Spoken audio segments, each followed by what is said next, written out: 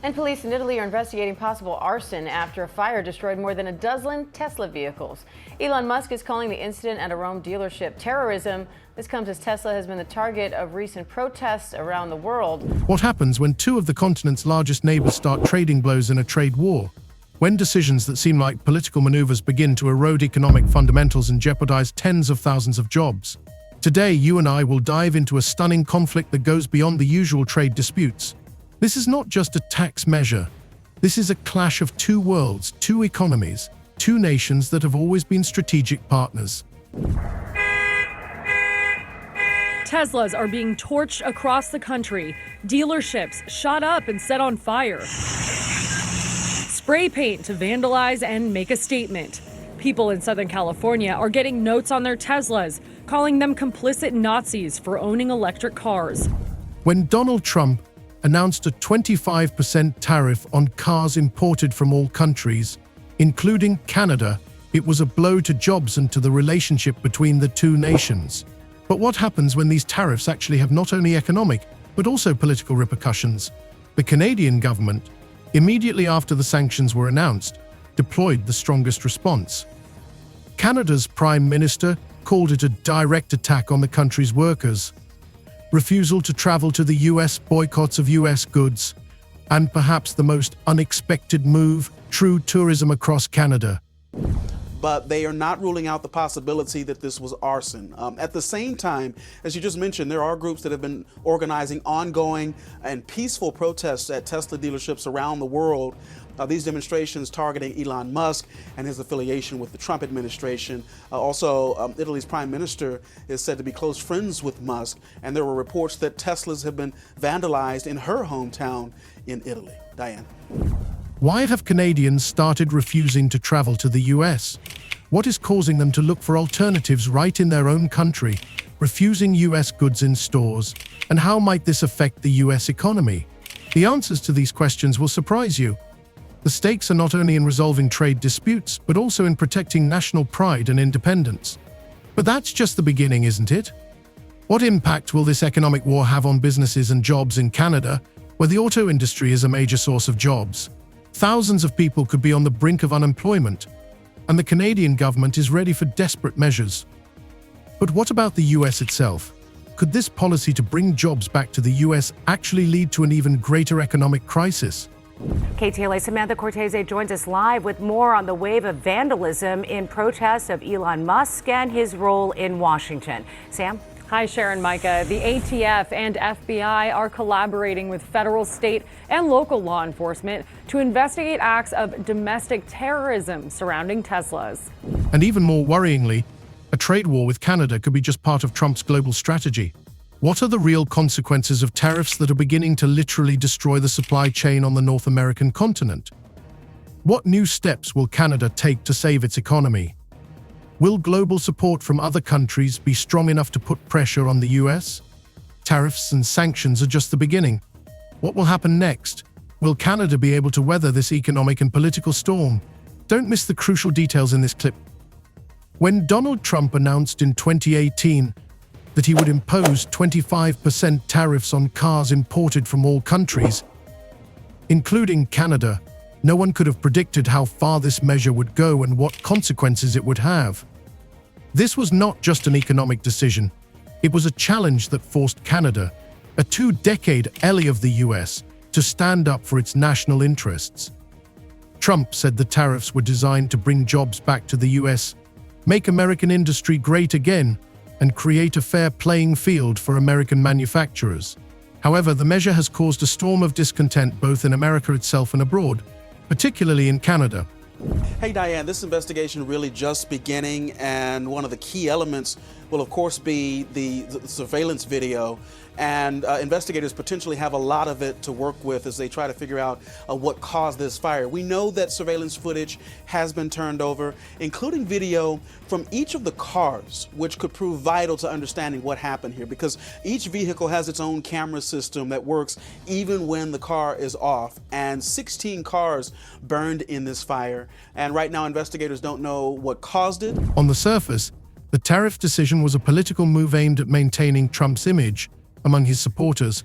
However, it has affected thousands of American jobs and destroyed one of the strongest economic ties on the continent.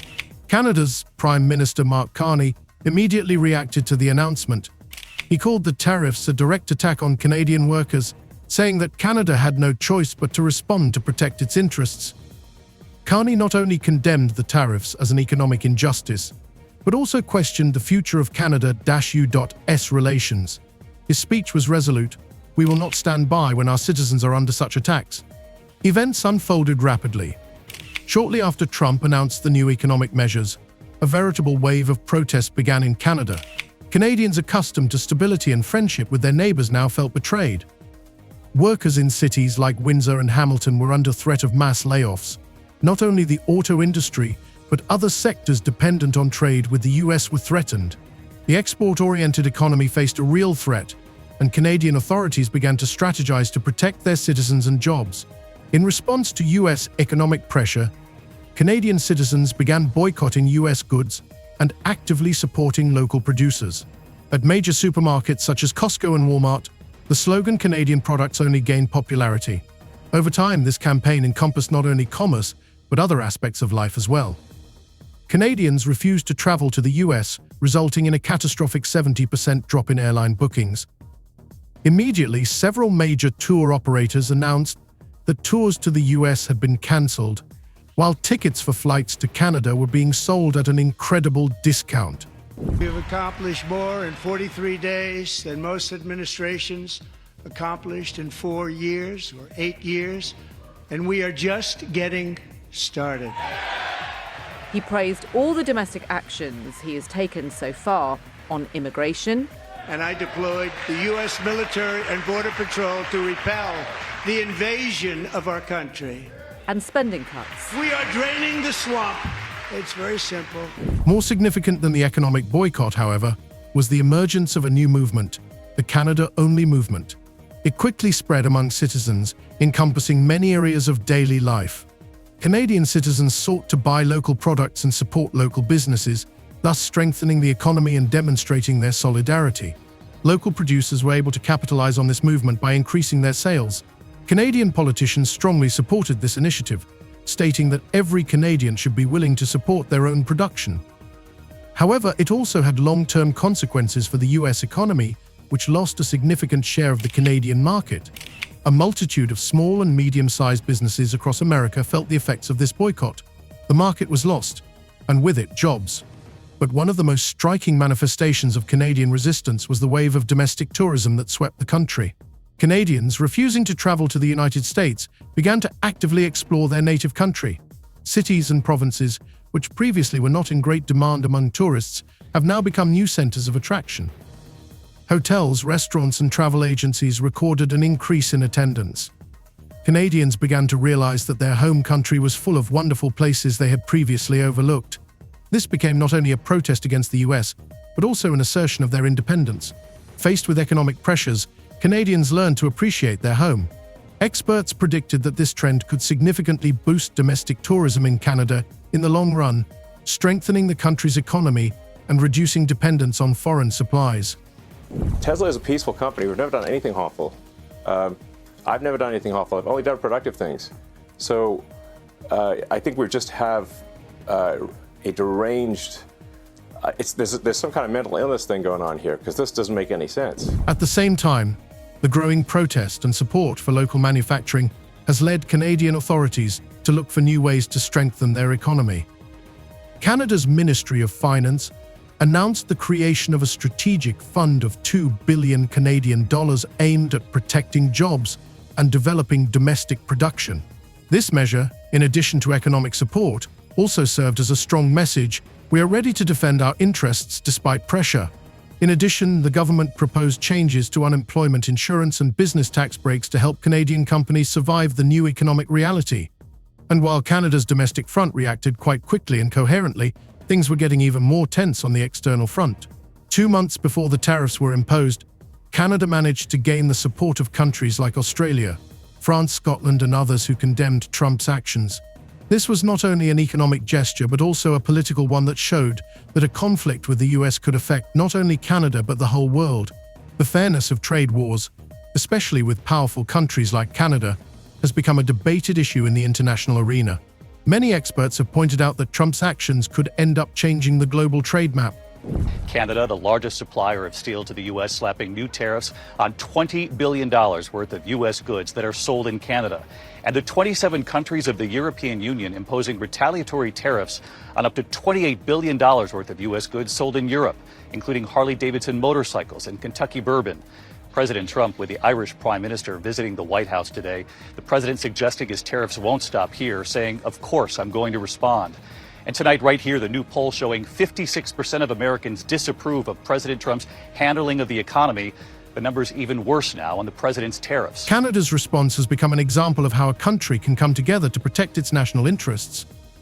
This begs the question, can Canada continue to keep its economy afloat in the face of growing tensions and economic pressure from the US?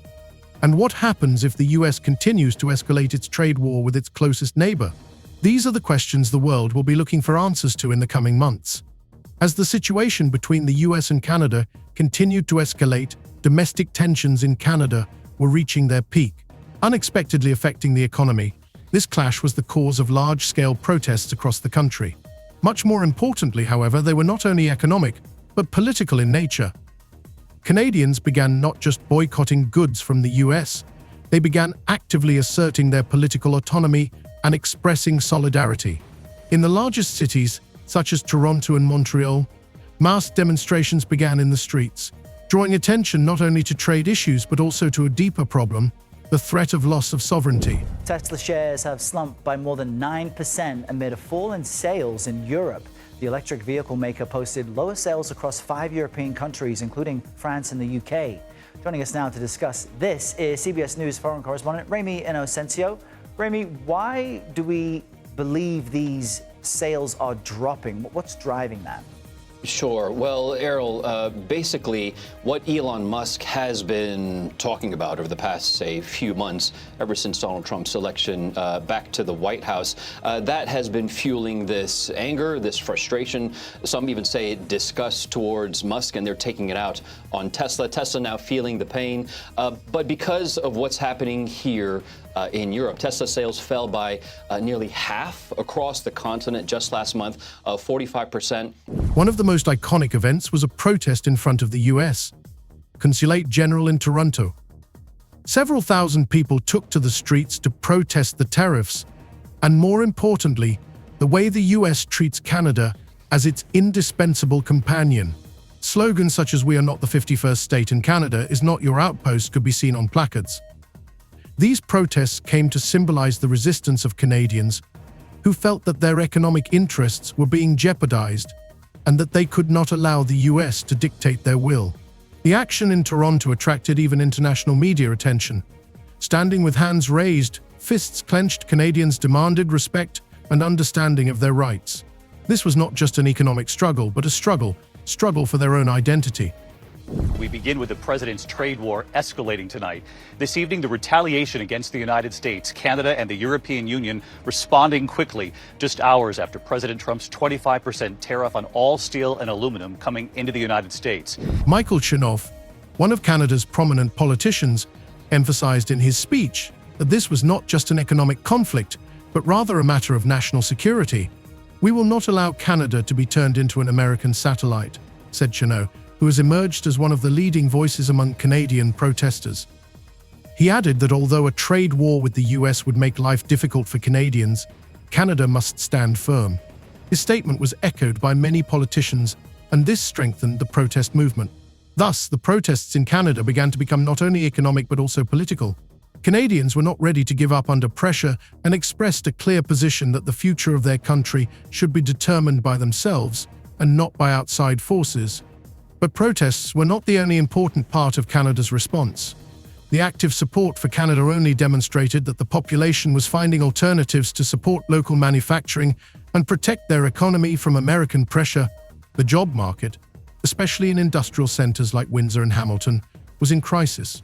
Many Canadian automobile manufacturers who depended on trade with the US began closing their plants and looking for new markets. However, Canadians decided not to let their businesses simply give up and began to support local manufacturers with even more enthusiasm. This movement, backed by political statements, was widely publicized in international news, and Canadian determination was noted in media outlets around the world. That's from the European Automobile Manufacturers Association.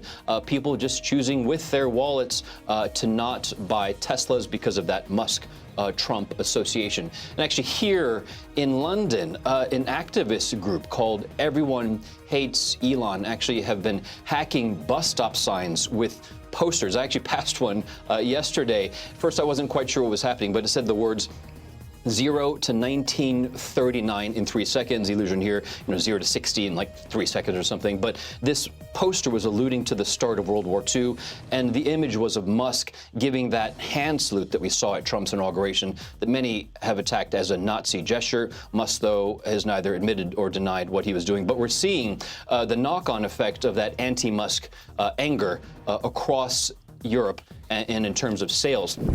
Meanwhile, in the US, there was a growing debate about exactly how this trade war would affect the American economy.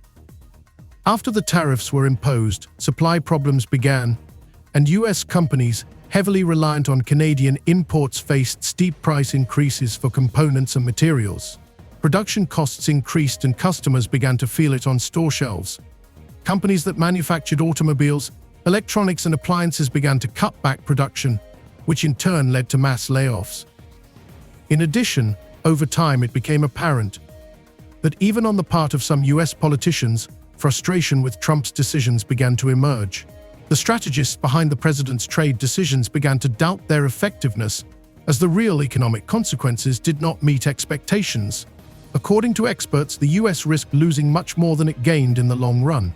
As a result, amid falling economic indicators such as stock prices and tax revenues, the White House began to wonder if it was time to change course.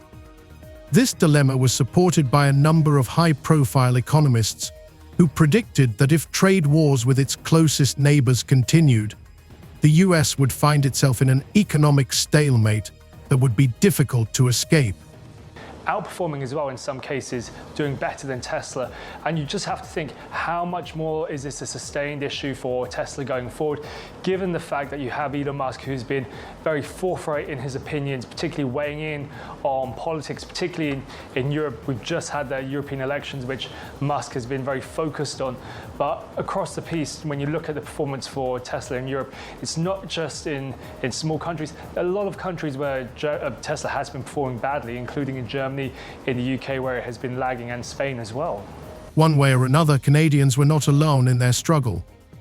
Over time, the situation attracted the attention of other countries, which began to support Canada in its quest to protect its own interests. The international community, which had not previously thought about the possible consequences of trade wars between North American countries, suddenly found itself drawn into the conflict.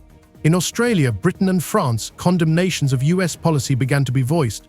Each of these countries expressed their support for Canada, pointing to the importance of stable and mutually beneficial trade relations between neighboring countries. After Trump imposed those sweeping 25% tariffs on aluminum and steel imports, the European Union retaliating with tariffs on up to $28 billion of U.S. goods. Trump making it clear this isn't over, vowing to respond in kind with sweeping retaliatory tariffs early next month. They're doing what they should be doing, perhaps, for the European Union, but it does create ill will. And as you know, we're going to be doing reciprocal tariffs. So whatever they charge us, we're charging them. Canada also striking back with new tariffs on $20 billion worth of U.S. goods, mostly steel and aluminum, but also computers and sporting goods.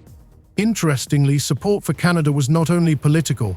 Countries in Europe and Asia were beginning to show signs that tensions between the US and Canada could be a catalyst for global economic restructuring. Countries previously dependent on the US began to look for new economic ways to develop and strengthen their own positions in the international arena. At the level of trade agreements with Canada, it has become clear that the global market could be jeopardized if the US continues to escalate its tariff wars. But more importantly, this support was not short-lived. Over time, more and more countries began to support Canada in its decision to defend its independence and its national interests. This conflict may have been the catalyst for a broader process aimed at redistributing trade positions on the world stage, because no country could afford to be drawn into a long-term trade war that would hurt all sides. So, protests, support from other countries, and domestic economic measures were crucial parts of the Canadian response to the tariff hike. Not only did it change the economic landscape, but it also brought political and international relations to a new level, proving to be an important element in global trade policy. Well, this feels more like a Tesla-only story when you look at just this fall in EV sales for them, that they're suffering across Europe, down 45% in January. The wider EV market in Europe up 37%, so rivals are catching up and performing. The trade war between the US and Canada continued to gain momentum, with more and more factors affecting the economies of both countries. Tensions reached a critical point, and the question of the possible consequences for both countries became more than relevant. The longer the situation continued, the clearer it became that the consequences would be much more serious than originally expected. Economists and international trade experts began actively predicting that if the US continued to impose new tariffs on other industries as well, the economy would face a deeper crisis. In the short term, the increased tariffs on Canadian goods created a myriad of economic problems. Companies that exported goods to Canada have seen demand for their products plummet, while domestic prices for many goods, from automobiles to agricultural products, have begun to skyrocket. According to some analysts, trade between the US and Canada fell 12% in a matter of months, which for two countries with as much trade as these two economies have was a major blow. The real question was how long the US could keep its tariffs high without having a devastating impact on its own economy. Many experts argued that if the trade war with Canada continued, the consequences for the US would be disastrous. Without taking into account the flexibility of the Canadian economy and the growth potential of other countries, the US risked long-term economic isolation.